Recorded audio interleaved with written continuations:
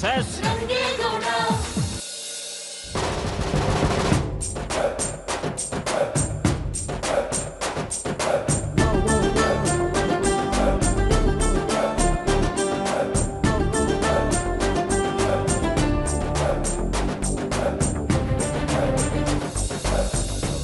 ಅಲ್ಲ, ನೀವು ಸರಿಯಾಗೇ ಇದ್ದೀರಾ. ಆದ್ರೆ ನಾನು ಹೇಳಿದ್ದು ಬೇರೆಯವ್ರ ಬಗ್ಗೆ. ಅಲ್ಲ, ನಾನೀ ಮನೆ ಅಳಿಯ, ನಾನಿಲ್ಲಿ ಬರೋಕ್ಕೂ ಕದ್ದು ಮುಚ್ಚಿ ಬರಂಗಾಯ್ತಲ್ಲ, ಅದಕ್ಕೆ ಹಂಗೆ ಹೇಳ್ದೆ. ಈ ವಿದ್ಯಾ ಅಂತೂ ನಾನು ನಿಮ್ಮನ್ನ ಮೊದಲನೇ ಕಿತ್ತ ನೋಡ್ದಾಗಿಂದಲೂ ಒಳ್ಳೆ ಕಬಾಬಲ್ ಮೂಳೆ ಸಿಕ್ದಂಗೆ ಯಾವಾಗ್ಲೂ ನಮ್ಮಿಬ್ರು ಗಡ್ಡ ಬರ್ತಾನೆ ಇರ್ತಾಳೆ.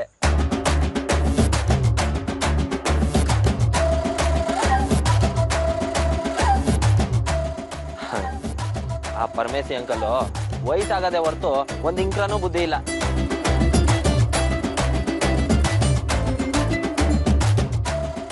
ಆದ್ರೆ ನಿಮ್ಮ ಅಪ್ಪ ಮಾತ್ರ ಯಾವ್ರಂತ ಮನ್ಸರು.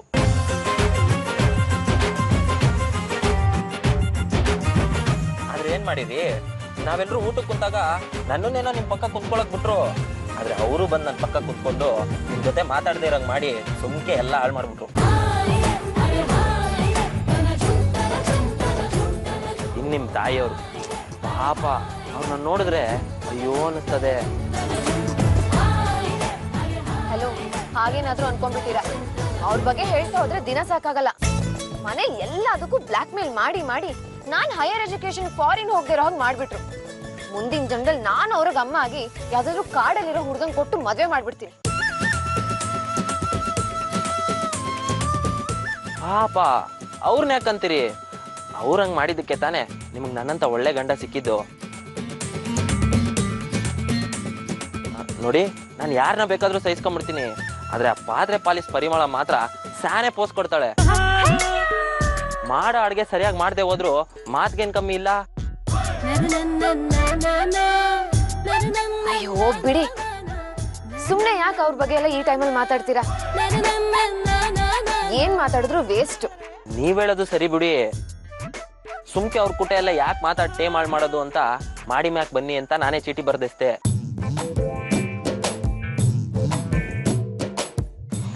ನಿಮ್ಗೇನೋ ತೋರಿಸ್ಬೇಕು ಅಂತ ಹೇಳಿದ್ನಲ್ಲ, ಇಲ್ಲಿ ನೋಡಿ.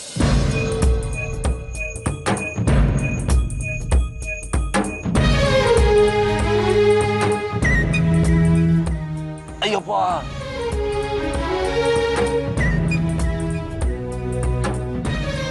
ಅಯ್ಯೋ ಯಾಕೆ ಹೀಗೆಲ್ಲ ಮಾಡಿದ್ರಿ? ನೋವಾಗ್ತಿದ್ಯಾ? ಹ್ಞೂ ಮೇಡಮ್ ಅವರೇ, ಸ್ಯಾನೆ ನೋವಾಯ್ತದೆ. ಮತ್ ಯಾಕೆ ಹೀಗ್ ಮಾಡಿದ್ರಿ? ನಿಮಗೋಸ್ಕರ ಆಯ್ತು ಮೇಡಮ್ ಅವರೇ.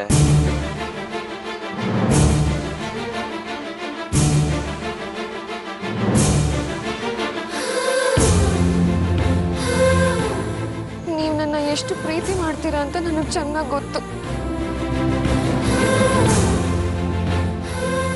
ಅದಕ್ಕೋಸ್ಕರ ಹೀಗೆಲ್ಲ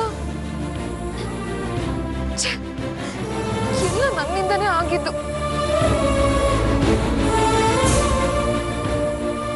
ಅಯ್ಯೋ ಐಸು ಮೇಡಮ್ ಅವರೇ, ನೀವು ಕಣ್ಣೀರು ಹಾಕಿದ್ರೆ ಅದನ್ನ ತಡ್ಕೊಳ್ಳೋ ಶಕ್ತಿ ನನಗಿಲ್ಲ. ನೋಡಿ, ನಿಮ್ಗೆ ನೋವಾಯ್ತದೆ ಅಂತ ಗೊತ್ತಿದ್ದಿದ್ರೆ ನಾನು ಇದನ್ನ ಬರ್ಸ್ಕೊಂಡೇ ಬರ್ತಿದ್ದಿಲ್ಲ. ನಿಮ್ಮ ಕಣ್ಣೀರ್ಗಿಂತ ಇದೇನು ಹೆಚ್ಚಲ್ಲ. ಇರಿ, ಅಳ್ಸಾಕ್ಬಿಡ್ತೀನಿ.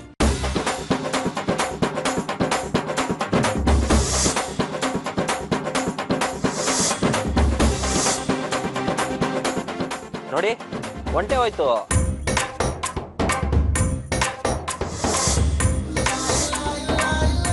ಅಂದ್ರೆ ಇದು ಹಚ್ಚೆ ಅಲ್ವಾ? ಅಲ್ಲ, ಮತ್ತೆ ನೋವು ಅಂದಿದ್ದು? ಅದು ನೀವು ನನ್ನ ಕಾಲ್ ಮೇಲೆ ನಿಂತಿದ್ದೀರಲ್ಲ, ಅದಕ್ಕೆ ಹೇಳ್ದೆ ಮೇಡಮ್ ಅವರೇ.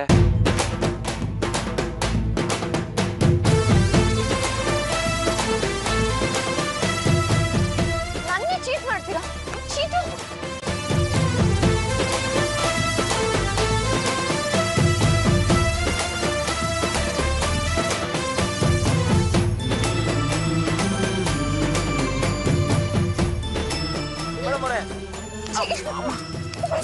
ರುಕ್ಮಣಿ, ಕೃಷ್ಣೇಗೌಡ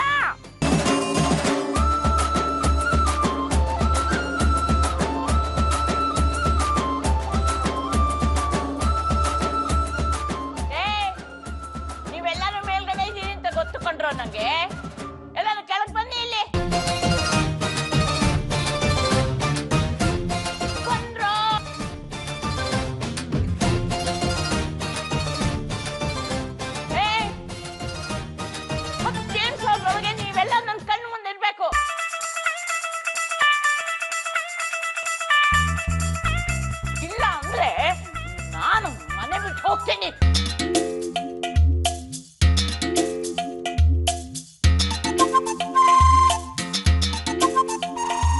ಒಂದು, ಎರಡು, ಮೂರು, ನಾಲ್ಕು, ಐದು, ಆರು, ಏಳು, ಎಂಟು, ಒಂಬತ್ತು.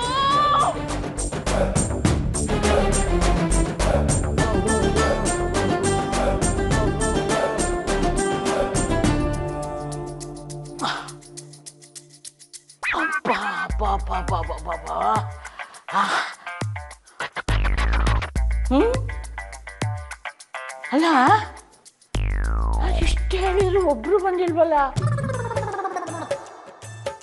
ಇರ್ಲಿ,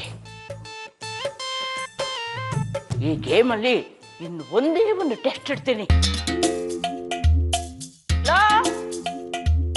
ನಾನಿನ್ ಒಂದು ಏಳ್ಸೋದ್ರಲ್ಲಿ ನೀವು ಯಾರು ಬರ್ಲಿಲ್ಲ ಅಂದ್ರೆ ನಾನು ಪರ್ಮನೆಂಟ್ ಆಗಿ ಇಲ್ಲೇ ಇದ್ದು ಬಿಡ್ತೀನಿ.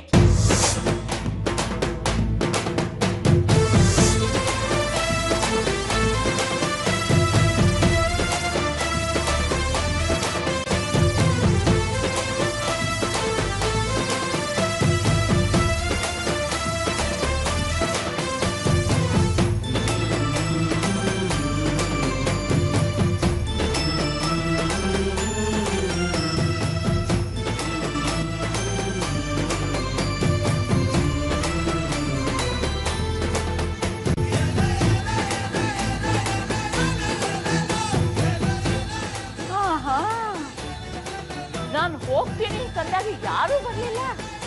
ನಾನು ಇಲ್ಲೇ ಇರ್ತೀನಿ ಅಂದ್ಕೊಂಡು ಎಲ್ಲರೂ ಬಂದ್ಬಿಟ್ರ. ಒಳ್ಳೆ ಮರ್ಯಾದೆ ಮಾಡಿದ್ರಿ ನನಗೆ.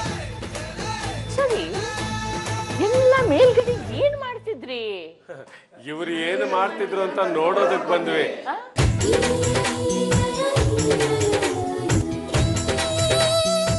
ನೀನ್ ಯಾಕೆ ಬಂದೆ?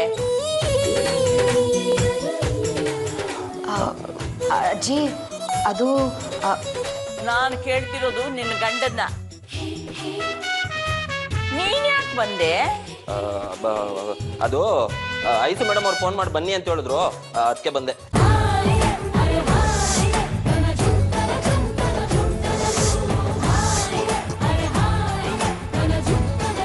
ಏನು, ನಮ್ಮ ಹುಡುಗಿ ನಿನಗೆ ಫೋನ್ ಮಾಡಿ ನಿನ್ನ ಬರೋಕ್ ಹೇಳಿದ್ಲ?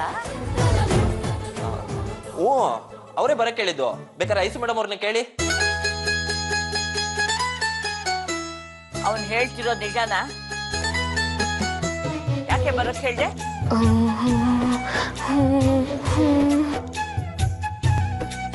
ಅಂದ್ರೆ ಏನ್ ಅರ್ಥ? ಅವ್ರಿಗೆ ಚಳಿ ಆಯ್ತದೆ, ಸ್ವೆಟರ್ ತಗೊಂಬನ್ನಿ ಅಂತ ಫೋನ್ ಮಾಡಿದ್ರು, ಅದಕ್ಕೆ ಬಂದೆ. ಪಾಪ ಇಲ್ಲಿ ನೋಡಿ ಚಳಿಗೆ ಹೆಂಗ್ ನಡುತ್ತಾವ್ರೆ ಅಲ್ವಾ ಮೇಡಮ್ ಅವ್ರೆ?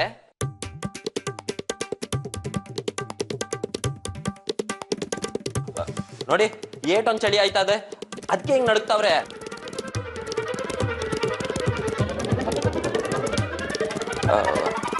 ಏನ್ ಮಾವ, ನಿಮ್ಗಾದ್ರೂ ಒಂಚೂರು ಬುದ್ಧಿ ಇಲ್ವೇ? ಅಲ್ಲ, ಈಟೊಂದ್ ಚಳಿ ನಡುಕ್ತಾವ್ರೆ, ಒಂದ್ ಸ್ವೆಟರ್ ಕೊಡಕ್ ಹಾಕಿಲ್ವೇ? ಅಲ್ಲ ಕಣತ್ತೆ, ನಿಮ್ಗಾದ್ರೂ ಬುದ್ಧಿ ಇಲ್ವೇ ಹೇಳಿ? ನೋಡಿ, ಅವ್ರ ಕಷ್ಟ ಸುಖ ಕೇಳಕ್ಕೆ ನಾನೇ ಅಲ್ಲಿಂದ ಬರ್ಬೇಕಾಯ್ತು. ಹಿಂಗಾದ್ರೆ ನಮ್ಮ ಐಸು ಮೇಡಮ್ ಅವ್ರ ಗತಿ ಏನ್ ಹೇಳಿ? ಅದ್ ಸರಿ ಹೇಳಿ. ಅಂದ್ರೆ ಸ್ವೆಟರು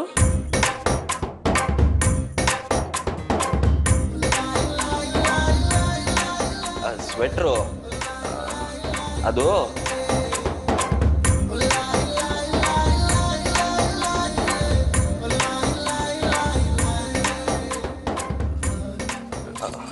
ತಗೊಳ್ಳಿ ಮೇಡಮ್ ಅವ್ರೆ. ಅಳಿ ಅಂದ್ರೆ ಇದು ಸ್ವೆಟ್ರಾ?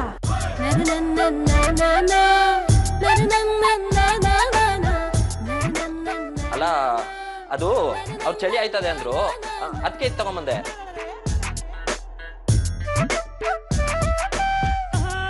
ಚಳಿ ಆದ್ರೆ ಸ್ವೆಟರ್ ಹಾಕತಾರೆ, ರಗ್ಗು ಹೊಚ್ಕೋತಾರೆ. ಆಟ ಯಾಕೆ, ಬೆಂಕಿನೂ ಕಾಯಿಸ್ಕೋತಾರೆ. ಅದೆಲ್ಲ ಓಕೆ, ಈ ಕರವಸ್ತ್ರ ಯಾಕೆ? ಇದೊಳ್ಳೆ ಸರಿ ಹೋಯ್ತು. ಗಾಳಿ ಎಲ್ಲಿಂದ ಹೋಯ್ತದೆ ಹೇಳಿ?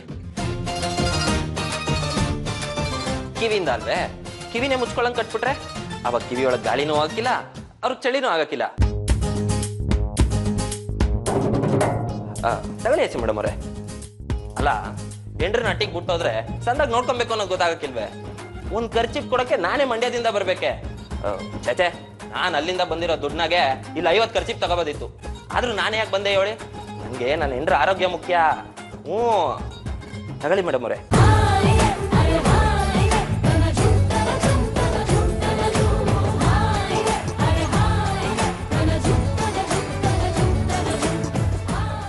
ಅಯ್ಯೋ, ಯಾಕೆಲ್ರು ಹಿಂಗ್ ನೋಡ್ತಾ ಇದ್ದೀರಾ?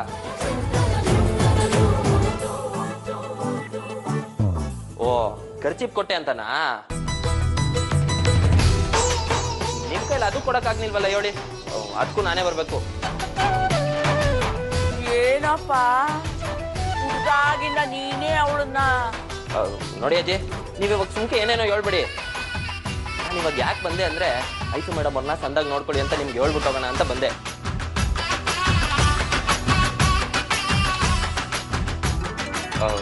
ಐಸು ಮೇಡಮ್ ಅವ್ರು ಇಲ್ಲಿ ಖಾರ ತಿಂದ್ರೆ ನಾನಲ್ಲಿ ನೀರು ಕುಡಿಬೇಕಾಯ್ತದೆ. ಅವ್ರಿಗಿಲ್ ಜ್ವರ ಬಂದ್ರೆ ನಾನಲ್ಲಿ ಗುಳಿಗೆ ನುಂಗ್ಬೇಕಾಯ್ತದೆ. ಅವ್ರಿಗಿಲ್ ನೆಗಡಿ ಆದ್ರೆ ನಾನಲ್ಲಿ ಮೂಗರ್ಸ್ಕೋಬೇಕಾಯ್ತದೆ. ನೋಡಿ, ನನ್ನ ಹೆಂಡ್ರನ್ ಸಂದಾಗ ನೋಡ್ಕೊಳ್ಳಿ. ನಾನಿನ್ ಬರ್ತೀನಿ. ಏನಪ್ಪ, ಒಂದ್ ನಿಮಿಷ ನಿಂತ್ಕೊ ಇಲ್ಲಿ. ಅಜ್ಜಿ, ಇನ್ನೊಂದ್ಕಿತ ಬರ್ತೀನಿ ಬಿಡಿ. ಅಳಿ ಅಂದ್ರೆ ಮತ್ತೆ ಏಣಿಯಿಂದ ಇಳಿಯಕ್ ಹೋಗ್ಬೇಡಿ, ಮನೆ ಒಳಗಡೆಯಿಂದ ಇಳಿದು ಹೋಗಿ. ಅವ ನಾವ್ ಹತ್ತು ದೇಣಿ ಬಂದಾರಿ ಯಾವತ್ತೂ ಮರೆಯಕ್ಕಿಲ್ಲ. ನಾನು ಹಂಗೆ ಹೋಯ್ತೀನಿ ಬಿಡಿ.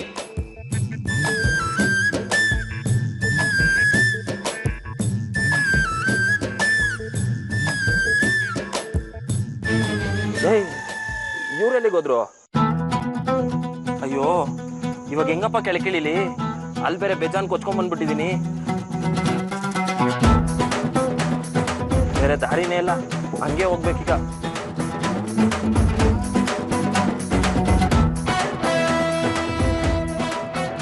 ಅಯ್ಯೋ, ಇದೇನ್ ಅಳಿ ಅಂದ್ರೆ ಮತ್ತೆ ಬಂದ್ರಿ? ಬಂದಾರಿ ಮರಿಯಲ್ಲ, ಹಾಗೆ ಹೋಗ್ತೀನಿ ಅಂದ್ರಿ, ಹೋಗಿ. ಅತ್ತೆ, ನೀವೇನಾರ ಹೇಳಿ, ಹಿರಿಯರ್ ಮಾತಿಗೆ ಬೆಲೆ ಕೊಡ್ಬೇಕು ಅಂತ ನಮ್ಮ ಅವ್ವ ಹೇಳ್ಕೊಟ್ಟವ್ರೆ.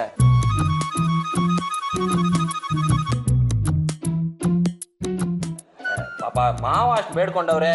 ಅವ್ರ ಮಾತ್ ಮೀರಿ ನಾನು ಏಣಿ ಇಳ್ಕೊಂಡು ಹೋಗಿದ್ದಿದ್ರೆ ಅವ್ರ ಮನ್ಸಿಗೆ ನೋವಾಯ್ತಿತ್ತಿಲ್ವಾ ಹೇಳಿ? ಅದಕ್ಕೆ ನಾನು ಹಿಂಗೆ ಹೊಂಟೋಯ್ತೀನಿ ಬಿಡಿ. ನಾನು ಹಿಂಗೆ ಬರ್ತೀನಿ. ಐಸು ಮೇಡಮ್ ಅವ್ರು ಹುಷಾರು. ಐಸು ಮೇಡಮ್ ಅವರೇ, ನಾನು ಹಿಂಗೆ ಬರ್ತೀನಿ. ಮಾವ ಬರ್ತೀನಿ. ಅಜ್ಜಿ ಬರ್ತೀನಿ.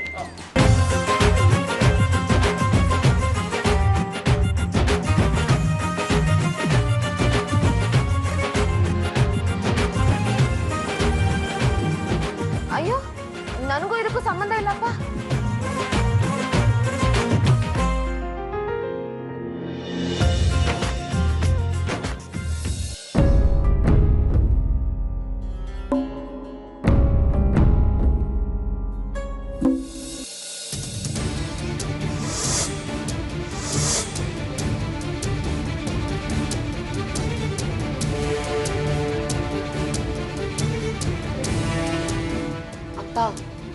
ಇವ್ರ ಬಿಹೇವಿಯರ್ ನೋಡ್ತಿದ್ರೆ ಆ ಆಶ್ರಮದಲ್ಲಿ ಇದ್ದವ್ರೆ ಅನ್ನೋ ಅನುಮಾನ ನಿಜ ಆಗ್ತಾ ಇದೆ. ಆಶ್ರಮದಲ್ಲಿ ಕೇಳಿದಾಗ್ಲೂ ಇವ್ರು 20 ದಿನದಿಂದ ಕಾಣಿಸ್ತಾ ಇಲ್ಲ ಅಂತ ಬೇರೆ ಹೇಳಿದ್ರು. ಅಂದ್ರೆ ಇವರೇ ಅಲ್ಲಿರೋದು. ಆದ್ರೆ ಇವ್ರು ಯಾಕೆ ಅಲ್ಲಿದ್ದಾರೆ? ನಮ್ಮನೆಯವ್ರು ಯಾಕೆ ಸುಳ್ಳು ಹೇಳ್ತಾ ಇದ್ದಾರೆ ಅನ್ನೋದೇ ನನಗೆ ಅರ್ಥ ಆಗ್ತಾ ಇಲ್ಲ. ಐಶು, ಇದು ದೊಡ್ಡವ್ರ ವಿಚಾರ. ನೀನ್ ಈಗಲೇ ಇದಕ್ಕೆಲ್ಲ ತಲೆ ಹಾಕೋದು ಸರಿ ಅಲ್ಲಮ್ಮ. ನೀನ್ ಈ ವಿಷಯದ ಬಗ್ಗೆ ಎಲ್ಲ ತಲೆ ಕೆಡಿಸ್ಕೊಳ್ದೇನೆ ನೀನು, ನಿನ್ ಗಂಡ, ನಿನ್ ಸಂಸಾರ ಅಂತ ಸುಮ್ಮನೆ ಬಿಡದೆ ಸರಿ. ಅರೆ, ಏನ್ ರುಕ್ಮಿಣಿ ಹೀಗೆ ಮಾತಾಡ್ತಿದೀಯಾ? ಅಲ್ಲ, ಅನ್ಯಾಯ ಆಗ್ತಿದ್ರು ನೋಡ್ಕೊಂಡು ಸುಮ್ಮನೆ ಕೂತಿರೋ ಅನ್ನೋ ಥರ ನಮ್ಮ ಮಗಳನ್ನ ನಾವು ಬೆಳೆಸಿಲ್ಲ ಅಲ್ವಾ? ಅವಳ ಮುಂದೆ ಏನೇ ತಪ್ಪಾಗ್ತಿದ್ರು ಅದನ್ನ ಪ್ರಶ್ನೆ ಮಾಡಿ ಎದುರಿಸಿ ಖಂಡಿಸ್ಬೇಕು ಅನ್ನೋ ಥರ ಬೆಳೆಸಿದ್ದೀವಿ. ನಮಗೆ ಗಂಡು ಮಕ್ಕಳು ಇಲ್ಲ ಅನ್ನೋ ಕೊರತೆನ ನೀಗಿಸಿರೋ ಧೈರ್ಯವಂತೆ ಅಲ್ವಾ ನಮ್ಮ ಮಗಳು? ಇವಳ ಧೈರ್ಯನ ಇನ್ನಷ್ಟೇ ಹೆಚ್ಚು ಮಾಡಿ ಅಲ್ಲಿ ಏನೇ ತಪ್ಕೊಂಡ್ರು ಕೂಡಲೇ ಅದನ್ನು ಸರಿ ಮಾಡು, ನಿನ್ನ ಸಪೋರ್ಟ್ಗೆ ನಾವಿರ್ತೀವಿ ಅಂತ ಧೈರ್ಯ ತುಂಬೋದು ಬಿಟ್ಟು ಇಟ್ಟ ಹೆಜ್ಜೆನ ಹಿಂದಕ್ಕಿಡು ಅನ್ನೋ ಥರ ಹೇಳ್ತಿದೆಯಲ್ಲ. ನಿಮ್ ಈ ವಾದನ ನಾನು ಒಪ್ಪಲ್ಲ ರೀ. ಅವಳಿನ್ನೂ ಚಿಕ್ಕ ಹುಡುಗಿ ಅಲ್ಲ, ಮದ್ವೆ ಆಗಿ ಸಂಸಾರ ನಡೆಸ್ಬೇಕಾಗಿದೆ. ಮನೆಯಲ್ಲಿ ಅಕಸ್ಮಾತಾಗಿ ನಡೆಯೋ ತಪ್ಪು ಒಪ್ಪುಗಳನ್ನ ಕಂಡ್ರು ಕಾಣ್ದಿರೋ ಹಾಗೆ ಸದ್ದೆ ಇಲ್ಲದೆ ಸರಿಪಡಿಸ್ಕೊಂಡು ಹೋಗ್ಬೇಕೆ ಹೊರತು ಸೆರಗ್ ಸಿಗಿಸ್ಕೊಂಡು ಜಗಳಕ್ಕೆ ನಿಲ್ಲದಲ್ಲ ರೀ. ಅವಳು ಈಗೀಗ ಅಳಿಯಂದ್ರ ಜೊತೆ ಹೊಂದ್ಕೊಂಡು ಸಂತೋಷವಾಗಿದ್ದಾಳೆ.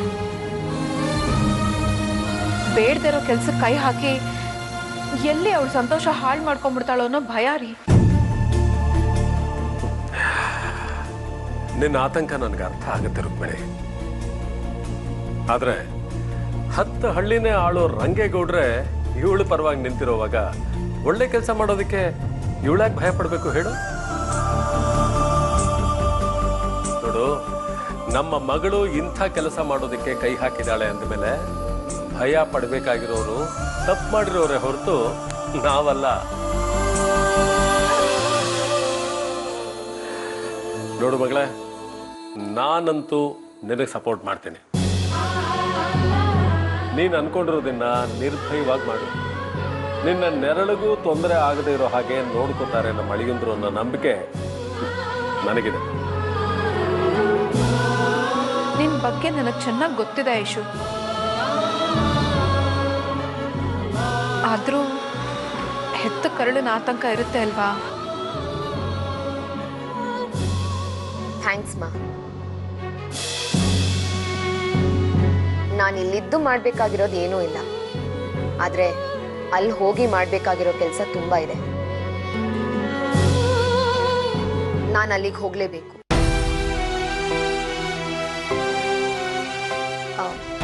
ಅಜ್ಜಿ ಆಶಯದ ಚಿಂತೆನ ನೀವೇ ಹೇಗೋ ಮ್ಯಾನೇಜ್ ಮಾಡಿ. ನಾನಿನ್ ಹೊರಡ್ತೀನಿ.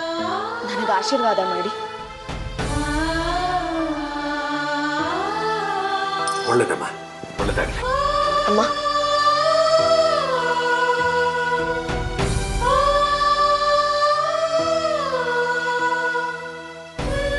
ಚೆನ್ನಾಗಿರು ಕಂದ. ಹುಷಾರು.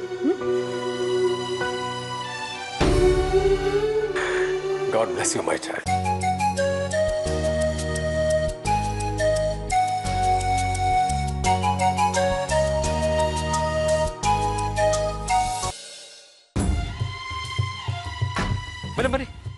ಬರ್ರಿ ಬನ್ರಿ. ಇದ್ಯಾಕೆ ಚಂದ್ರಪ್ಪ ಅಲ್ಲೇ ನಿಂತ್ಕೊಬಿಟ್ಟೆ? ಏನ್ ಬೈವೆ? ಹ್ಞೂ ಗೌಡ್ರೆ, ಗೌಡ್ರಟ್ಟಿಗೆ ಬರೋದು ಸುಲಭನೇ.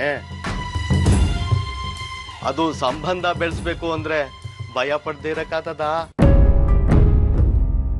ಚಂದ್ರಪ್ಪ, ನಿಂಗ್ ನಾನು ಆಗ್ಲೇ ಹೇಳಿಲ್ವೇ ಗೌಡ್ರಟ್ಟಿ ಅನ್ನೋದನ್ನ ನಿನ್ ಮನಸ್ಸಿಂದ ಕಿತ್ತಾಕ್ಬಿಟ್ಟು ಒಳಗ್ ಬಾ ಅಂತ? ಬಾ ಚಂದ್ರಪ್ಪ ನೀನು.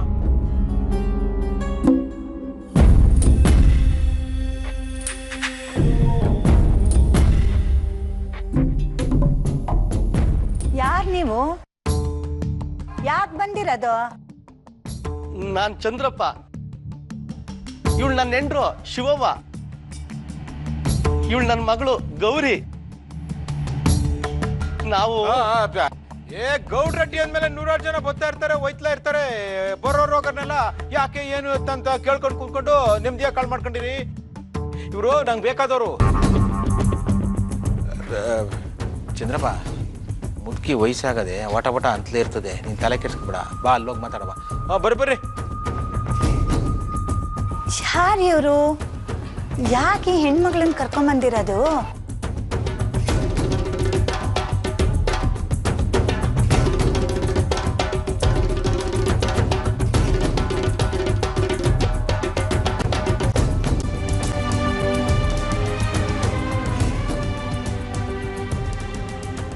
ನೋಡಿ, ಇಲ್ಲಿ ಏನ್ ನಡೀತಾದೆ, ಯಾಕೆ ನಡೀತಾದೆ ಅಂತೆಲ್ಲ ಪ್ರಶ್ನೆ ಕೇಳೋ ಅಧಿಕಾರ ನಿಮ್ಗಿಲ್ಲ. ದೊಡ್ಡ ಮನೆ ಸಂಬಂಧ ಅನ್ನೋದು ನಾನು ನಿಮಗೆ ಕೊಡ್ತಾ ಇರೋ ಭಿಕ್ಷೆ. ಕೊಟ್ಟಿದ್ದನ್ನ ಕಣ್ಣು ಗೊತ್ಕೊಂಡು ಕಾಪಾಡ್ಕೊಳ್ಳೋದಷ್ಟೇ ನಿಮ್ಮ ಕ್ಯಾಮೆ. ನೋಡು ಗೌರಿ, ನೀನು ರಂಗೇಗೌಡಂಗೆ ಎಳ್ನೇ ಎಂಡ್ರಾಗಿ ಈ ಎಟ್ಟಿಗೆ ಬರ್ತಾ ಇದ್ದೀನಿ ಅಂತ ಬೇಸರ ಮಾಡ್ಕೊಂಬೇಡ. ಯಾಕಂದ್ರೆ ನಾನು ಈ ಎಟ್ಟಿಗೆ ಎಳ್ನೇ ಎಂಡ್ರಾಗೆ ಬಂದವಳು. ಹಂಗಂತ ನನ್ನಂಗೆ ನೀನು ಇಲ್ಲಿ ಮಹಾರಾಣಿಯಾಗಿರ್ಬೋದು ಅಂತ ದುರಾಸೆ ಪಡಬೇಡ.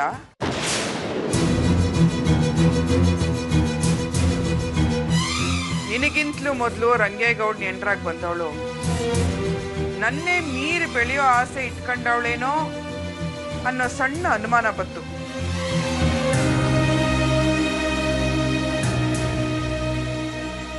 ಅದಕ್ಕೆ ಅವಳು 3 ಗಂಟೆ ನಂಟನ್ನು ಕತ್ತರಿಸಿ ಅವಳು ತವ್ರುಗಟ್ಟಿವ್ನಿ. ನೀನು ಅದೇ ದಾರಿ ತುಳಿದ್ರೆ ಆಮೇಲೆ ನಾನು ನಿನ್ ತುಳಿಬೇಕಾಯ್ತದೆ.